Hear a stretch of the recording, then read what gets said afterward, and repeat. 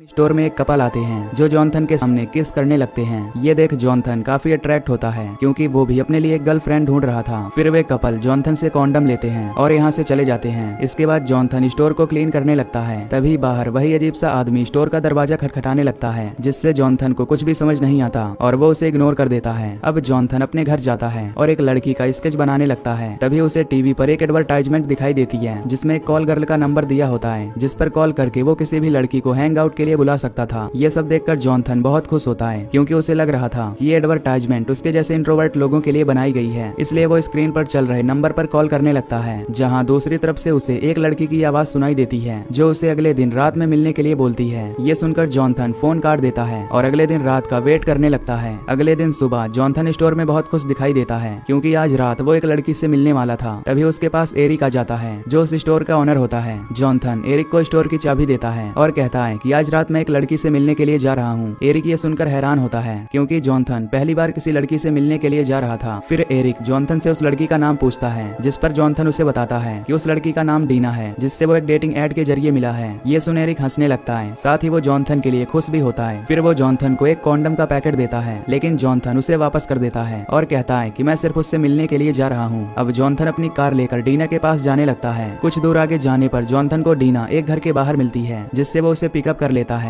फिर ये दोनों एक रेस्टोरेंट में जाते हैं जहां जॉनथन साई होने के कारण डीना के सामने अनकंफर्टेबल फील कर रहा होता है। फिर रेस्टोरेंट से बाहर आने के बाद डीना को उसके घर छोड़ने के लिए कहता है, पर डीना अपने घर नहीं जाना चाहती थी क्योंकि वो जॉनथन के साथ इंटीमेट होना चाहती थी। इसलिए वो जॉनथन के साथ उसके घर जाने लगती है। घर आने के बाद जॉनथन डीना का स्केच बनाता है। तभी डीना जॉनथन को अपने साथ इंटीमेट होने के लिए बोलती है। पहले तो जॉनथन उसे साफ मना कर देता है, लेकिन डीना की खूबसूरती देखकर जॉनथन उसकी तरफ अट्रैक्ट होता है, जिससे दोनों इंटीमेट होने लगते हैं। अगले दिन सुबह जब जॉनथन की आंख खुलती है तो उसे वहाँ डीना नहीं दिखाई देती है। तभी जॉनथन देखता है कि उसके पेट और प्राइवेट पार्ट पर अजीब तरह से जलन हो रही है। ये देख जॉनथन बहुत ज्यादा हैरान होता है और स्टोर जाकर ये सब बातें एरिक को बताता है। एरिक उससे कहता है कि ये सब प्रोटेक्शन न लेने की वजह से हुआ है, इसलिए तुम्हें किसी डॉक्टर से चेकअप कराना होगा। फिर जॉनथन डॉक्टर के पास जाने से मना करता है, पर एरिक उसे समझाने की कोशिश करता है कि ये इन्फेक्शन धीरे धीरे तुम्हारी पूरी बॉडी में फैल सकती है, इसलिए तुम्हें डॉक्टर से जरूर कॉन्टेक्ट करना चाहिए। इसके बाद जॉनथन न चाहते हुए भी डॉक्टर के पास चेकअप कराने के लिए जाता है, जहाँ डॉक्टर उसके इन्फेक्शन एरिया से सैंपल लेकर बताते हैं कि इस सैंपल का रिजल्ट आने में 2 दिन का समय लगेगा। ये सब देख जॉनथन को कुछ भी समझ नहीं आ रहा था। तभी डॉक्टर उसके इन्फेक्शन एरिया पर लगाने के लिए क्रीम देता है। बाहर आने के बाद जॉनथन डीना के पास कॉल करने की कोशिश करता है ताकि वो इन सब के बारे में उससे पूछ सके, लेकिन डीना का फोन बंद बता रहा था, जिससे जॉनथन उसी घर के पास जाता है जहाँ से उसने डीना को पिकअप किया था। पर उस घर में जॉनथन को डीना नहीं दिखाई देती क्योंकि वहाँ पर कोई दूसरा आदमी रहता था जो जॉनथन को बताता है कि डीना नाम की लड़की यहाँ पर नहीं रहती।